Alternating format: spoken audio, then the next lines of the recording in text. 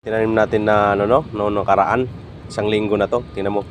Nilipat ko na siya, nakababa na sa tubig yung kangkong natin. Yan oh. Kalabasan. Sumariwa siya. Pwede na natin gulayin, no, di ba? Pwede tayo magsinigang na bangus. Yan. Yan. Yan yung pala ka 5.9. Kaya nabuti nakapanood tayo sa YouTube, no. Nakakuha tayo ng ideya. Ang gawin po pala para mabilis mabuhay yung kangkong. Yan, hatiin mo yung Wilkins, lagyan mo ng tubig, tapos ilusot mo lang siya dito. Lalim yung niya, gamot. Yan. Kahit nakababad na yung kangkong sa tubig, matik yan. Bubuhay siya. Yan. Di ba? Kasi ang kangkong kasi nabubuhay yan sa tubig. Okay, at saka dami repolyo sa talong. Ito naman yung tanglad. Yan. Ito na yung ibang kangkong.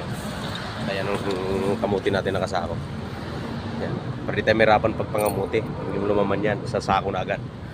Yan o, yung kangkong natin, napakasariwa na. Pwede na magsigang, mga ka-5.9, bangus. Okay? Mga sili ko, kailangan ko muna ito ng bilhan ng abono para gumanda.